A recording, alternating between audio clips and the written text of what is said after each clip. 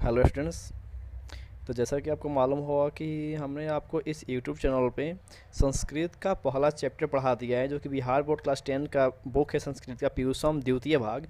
उसका प्रथम जो चैप्टर था, फर्स्ट चैप्टर मंगलम, उस पाठ को हमने संपूर्ण रूप से हिंदी अर्थ बताकर फिर जो भी उसमें क्वेश्चन था आपके बुक में, मौखिक प्रश्न और पूर्ण वाक्य में, उसको भी हमने करा दिया था।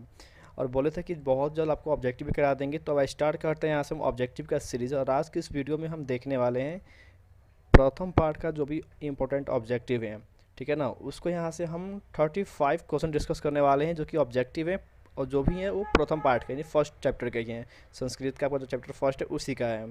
और उम्मीद करते हैं इसमें से आपका जो 2024 का बोर्ड एग्जाम होने वाला है उसमें से 3 से 4 नंबर क्वेश्चन एग्जैक्ट लड़ने वाला भी है, ठीक है ना। तो उसको ध्यान में रखते हुए पेपर को सेट किया गया है। जो भी सेट किए यहाँ पे हम ऑब्जेक्टिव क्वेश्चन उसको ध्यान में रखते हुए सेट किए हैं कि हाँ आपके आने वाले बोर्ड एग्जाम में वो मैच करें।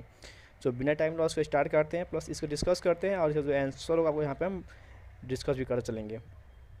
तो चलिए देखते हैं। सबसे पहला दिया है क्वेश्चन यहाँ पे कि सत्य का मुख किस पात्र से ढका हुआ है, ठीक है ना। तो जो पहला श्लोक था हमारा उसी में बताया था कि जो सत्य का मुख है वो किससे ढका हुआ है बाबू, हिरणमयी पात्र यानी सोने के बर्तन से ढका हुआ है। तो ऑप्शन दिया यहाँ पे सोने से, तो ये हो जाएगा ऑप्शन, ठीक है ना। तो ऑप्शन यहाँ से आपका ए सही है, सॉरी ऑप्शन नंबर सी सही है, हम ये बोल दिया मिस्टेक। आगे देखते हैं यहाँ सबको। सेकंड क्वेश्चन देखते हैं। सेकंड बोला गया है कि उपनिषदों की संख्या कितनी है, यानी कि जो कुल उपनिषदों कितने हैं।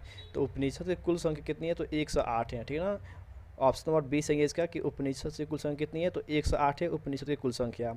और मंगलम पाठ में कितने उपनिषद की चर्चा की गई है, अगर ऐसा पूछ दे तो होगा इसका आंसर 4 होगा, ठीक है ना। लेकिन यहाँ पूछा गया कुल संख्या, तो 108 सही है।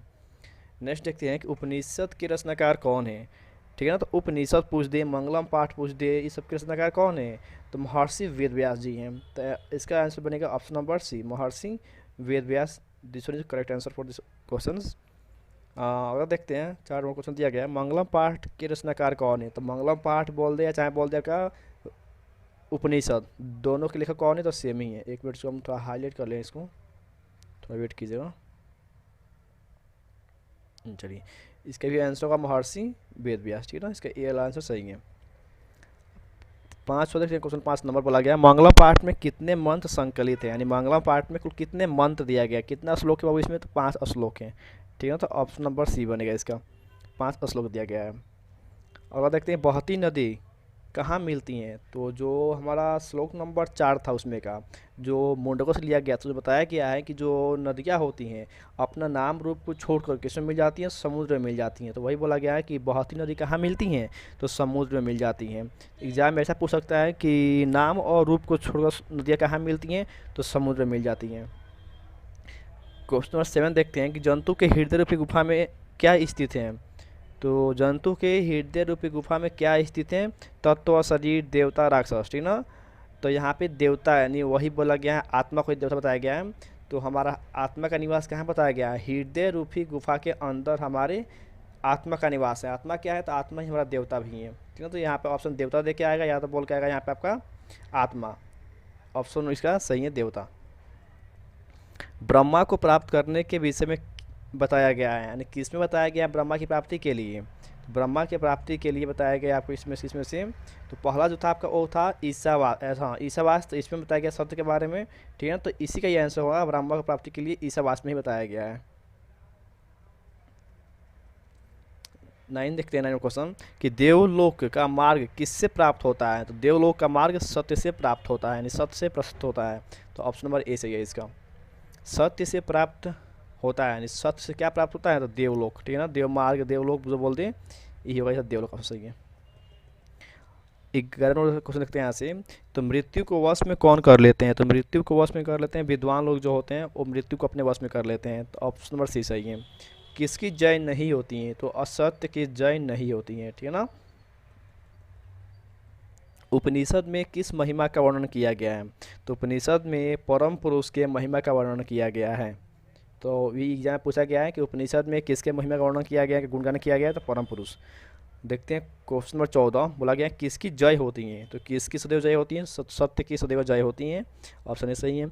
आत्मा के गुण है, गुण हो गया, आत्मा के गुण रहस्य की किस में व्याख्या की गई है। तो आत्मा के बारे में किस में बताया गया आपका, तो पहला था आपका ईसावास, ठीक है ना। तो ईसावास में बताया गया है।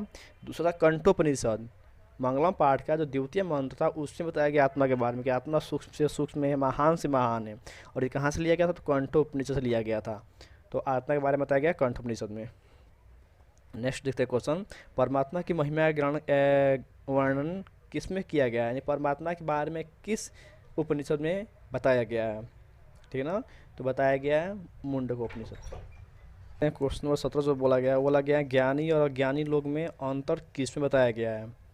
ठीक है, तो ज्ञानी और अज्ञानी लोग में अंतर बताया गया है किस उपनिषद में?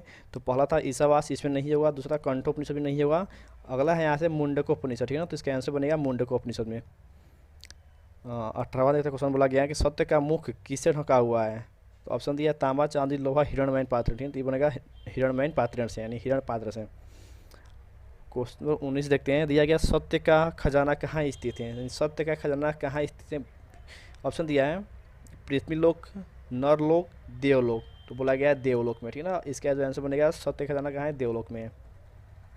मंगलम पाठ में किस प्रकार के मंत्र हैं? तो पद्यात्मक मंत्र हैं। तो ऑप्शन नंबर इसका ए सही है, पद्यात्मक।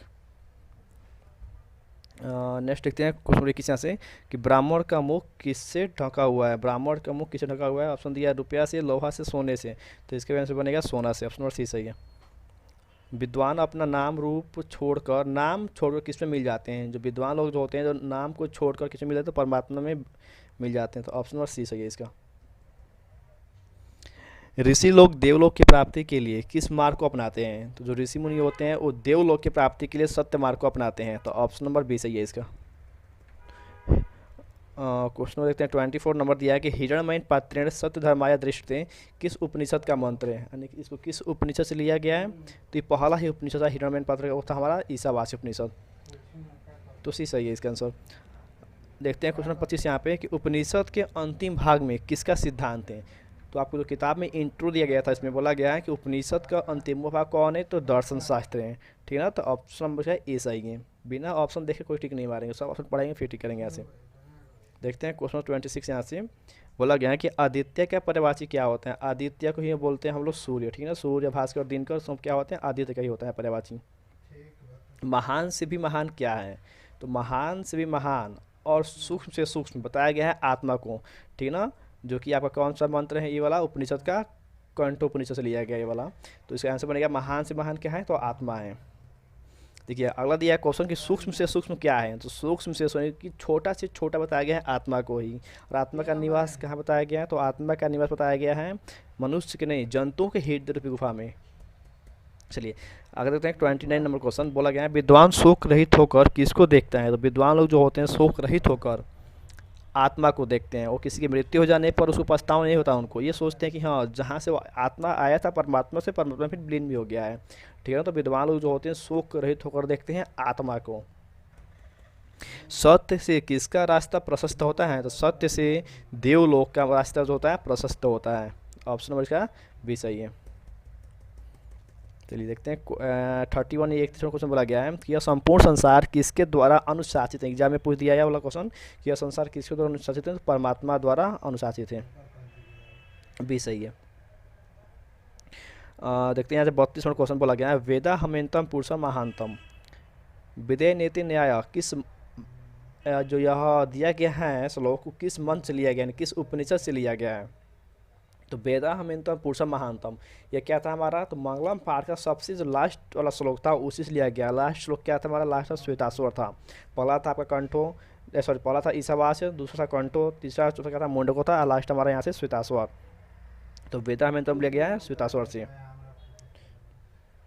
देखते हैं यहाँ से 33 नंबर क्वेश्चन अणु अणियान महत्व महियान। ठीक है ना, महिमा नमानतम मंत्र किस उपनिषद से लिया गया है? कि अणु से भी छोटा, महान से महान बताया गया है आत्मा को। और आत्मा को बताया गया है किस उपनिषद में? तो आत्मा को बताया गया है कंठोपनिषद में। तो इसका आंसर बनेगा कंठो। ठीक है ना, कंठोपनिषद से लिया गया है। ओके 34 देखते हैं कि नदियाँ नाम और रूप छोड़कर किस में मिल जाती हैं? तो नदियाँ जो होती हैं अपने नाम और रूप को छोड़कर समुद्र में मिल जाती हैं। तो इसका ए सही है। लास्ट क्वेश्चन देखते हैं यहाँ से 35 नंबर क्वेश्चन देखते हैं कि किनकी महिमा का गायन हुआ है? तो किनकी महिमा का गायन हुआ है? तो विद्वान, आत्मा, समुद्र, परमात्मा। तो परमात्मा के महिमा का गायन हुआ है। इसका ऑप्शन नंबर डी सही है। तो ये रहा टोटली 35 क्वेश्चंस।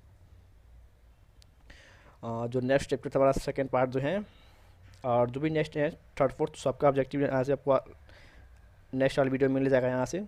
तब तक के लिए थैंक यू एंड